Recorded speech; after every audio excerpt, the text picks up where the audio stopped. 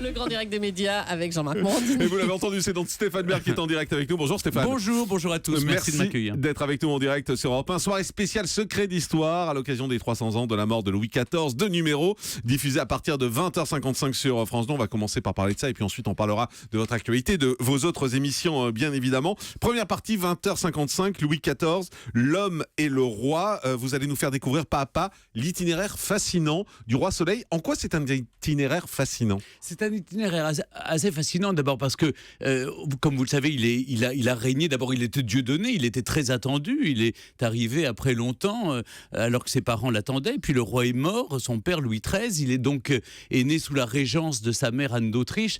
Et ensuite, il est devenu roi. Il a exercé son règne personnel que beaucoup plus tard. Mais il a régné au total 72 ans. Vous imaginez, c'est un record de longévité. La reine Elisabeth en Angleterre va fêter le record de longévité en Angleterre, c'est-à-dire 63 ans, 2 mois et 7 jours. Mais en France, 72 ans de règne. Un règne incroyable, à la fois avec des guerres. Il y a des choses qu'on peut lui reprocher. D'ailleurs, Secret d'Histoire ne cache pas. C'est-à-dire on a un regard un peu critique aussi. C'est-à-dire qu'il a apporté l'artois, il a créé la carte de France telle qu'on la connaît aujourd'hui. Mais en même temps, au prix de certaines guerres, il y a la révocation de l'édit de Nantes qui a du mal à passer pour moi, je dois le dire. Mais en même temps, il a agrégé autour de lui tous les talents de son temps. On parle d'un grand siècle parce qu'au fond, il a fait venir tous les génies. Molière, Racine, Corneille, Lenôtre, Lebrun, Mansart. Enfin, c'est un passionné incroyable. d'art, de littérature, bien sûr, de culture. danse, de culture, d'art. Et il a mis en scène la monarchie française. Il a domestiqué la noblesse qu'il avait beaucoup, évidemment, qu'il avait combattue à travers la Fronde. Mais en domestiquant la noblesse, en l'ancrant à Versailles aussi, avec ce palais, ce rêve de pierre et dont il nous a laissé d'héritage, il a isolé la monarchie française des réalités du monde. Et c'est son illustre descendant Louis XVI qui payera le prix fort. Mais en tout cas, c'est un homme qui ne peut pas laisser indifférent.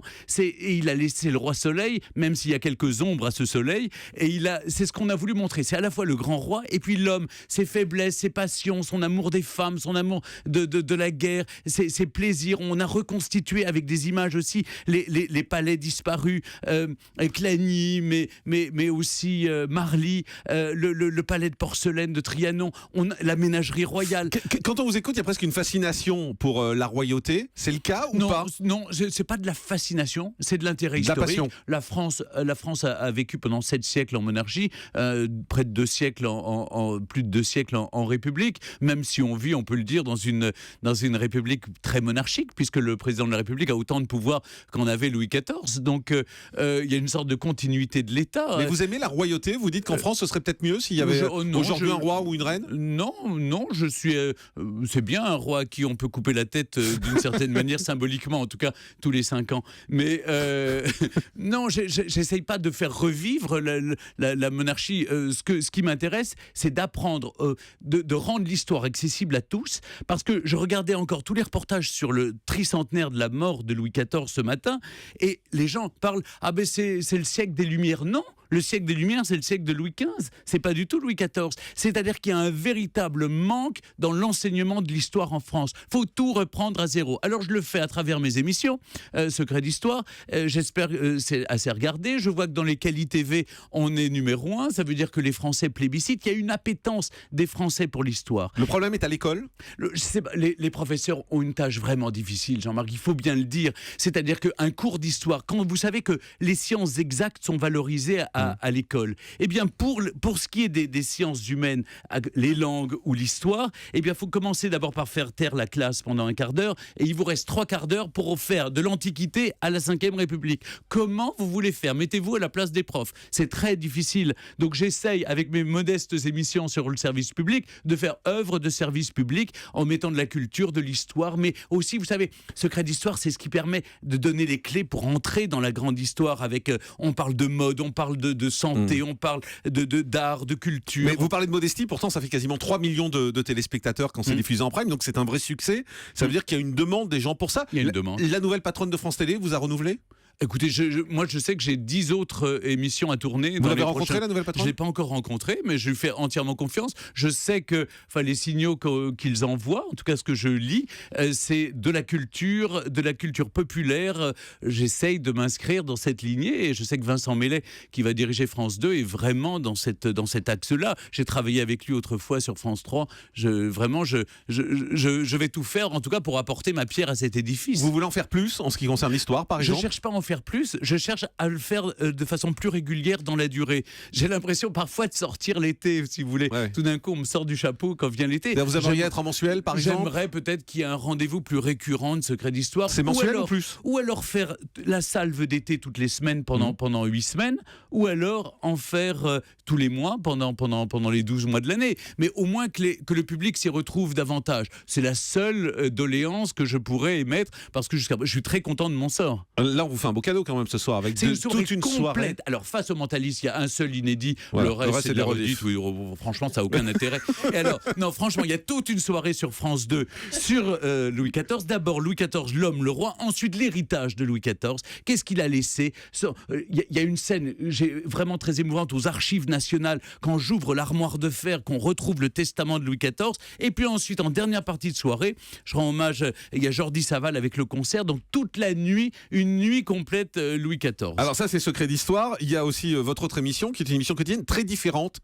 Comment ça va bien? On se demande ce que vous allez faire là-dedans. Eh bien, écoutez, Moi, chaque fois que je tombe sur vous, je me dis, mais qu'est-ce qu'il fait là-dedans, Stéphane Bern? C'est mon chromosome populaire. Ah. Vous savez, je suis pas du tout... Il y en a un. Mais non, tout est très populaire. Moi, je suis issu de la rupture et je suis très fier. C'est que, après tout, il n'y a pas. Vous savez, j'ai fait un certain nombre d'émissions, des émissions de bande, et en même temps, j'aime ça. C'est-à-dire que je trouve. Ça vous amuse vraiment de parler de prends... mode, de couture? Mais alors, ça vous intéresse pas?